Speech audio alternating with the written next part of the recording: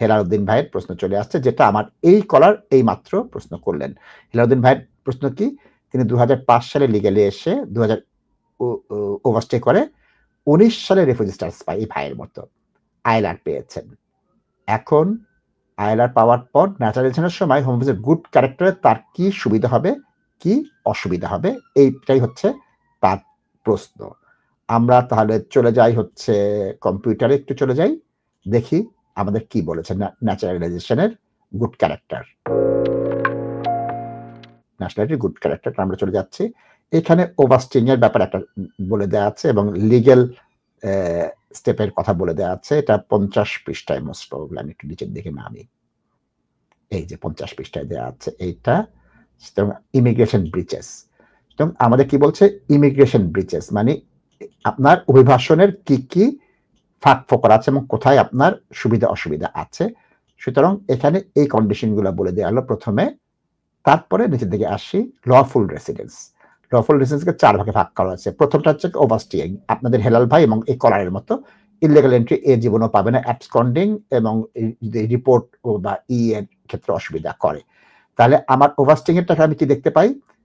যদি 2022 সালের 28 জুন যে আইন করা হচ্ছে 5 ইয়ার্স সিটিজেনশিপ মানে কি আপনি 5 বছর রিফিউজি ছিলেন, তারপর আপনি এখানে আসবেন, সেক্ষেত্রে আপনার কি হচ্ছে, যদি 10 বছরের মধ্যে ব্রিজ থাকে তখন তারা সেটা দেখে এটাকে দিব কি দিব না এটা বিবেচনায় আনবে। তাহলে ওভারস্টেইং এর জন্য 10 বছর চলে আসতেছে। তাহলে এটা নরমালি বলা হয় গুড ক্যারেক্টারের জন্য তোমাকে রিফিউজ করা হবে, তো গুড ক্যারেক্টার মিট করতে পারোনি। তারপর কি বলা হচ্ছে, এই অ্যামেন্ডমেন্টের ফলে একটা সুবিধা আসছে। সুবিধাটা কি? যারা ব্রিটিশ নাগরিক হবে তাদের 10 ফেব্রুয়ারির পরে শুধুমাত্র একজন, ইলিগাল এন্ট্রি ছাড়া আর 3 জন পাবে। মানে কি? ইলিগাল এন্ট্রি একজন, আর 3 জনকে এখানে ওভারস্টে, অ্যাবসকন্ডিং, ন্যাশনাল, এই 3 জনের জন্য এইখান থেকে আইনটা প্রযোজ্য হচ্ছে। বলা হচ্ছে সে যদি এর পরে অ্যাপ্লাই করে এবং তারা এই সেকশনে মানে তার ইনডেফিনিট লিভ টু রিমেইন আছে, 1 বছর হয়ে গিয়েছে এবং তার ইনডেফিনিট লিভ টু রিমেইনের সময় পরে অ্যাপ্লিকেশন করলো, তার জন্য কি হবে? তখন দেখতে হবে সে যে ওভারস্টে করছিল সেইটা এখনো প্রযোজ্য কিনা, সে অন্য কিছু করেছে কিনা, অন্য কোনো অসুবিধা আছে কিনা। সুতরাং এখানে কি বলতেছে, যদি অ্যাপ্লিক্যান্ট অ্যাপ্রোপ্রিয়েট ভাবে ইমিগ্রেশন ব্রিজটাকে দেখে এবং লফুল রেসিডেন্সের পর গুড ক্যারেক্টারের জন্য এই 3টা কন্ডিশন থাকে, তখন তুমি তাকে দিতে পারো। তাহলে আমি সবাইকে কি বলবো?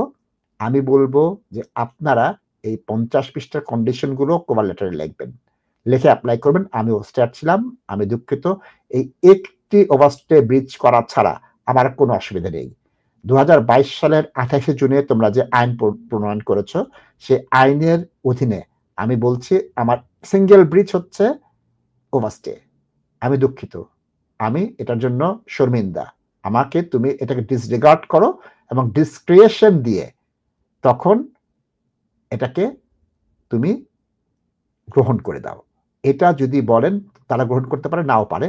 আমি বলবো যে আপনারা এই জিনিসটা দেখেন, ইলিগাল এন্ট্রির জন্য কিন্তু তারা সারা জীবনের জন্য ব্যান করেছে। আমি কয়েকটা ব্যান্ডেড লেটারও পেয়েছি। 10 ফেব্রুয়ারির পর অ্যাপ্লাই করলে স্ট্রেট ওয়ে তারা এই জিনিসটাকে অ্যাপ্লাই করতেছে। সুতরাং ওই অ্যাপ্লিকেশন জিনিসগুলো একটু লক্ষ্য রাখেন।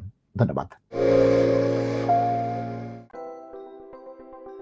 Are you investing in property or looking to buy your first home? Beneco Financial Services offers straightforward mortgage advice, given freely and without obligations with a dedicated team of highly qualified and experienced mortgage advisors. Whether you are a first-time buyer or an experienced landlord, we have the right mortgage solution for you. Residential mortgage, limited company mortgage, buy-to-let mortgage, commercial mortgage, Islamic mortgage, bridging finance. To book your free consultation meeting, call us today on 0208 050 2478.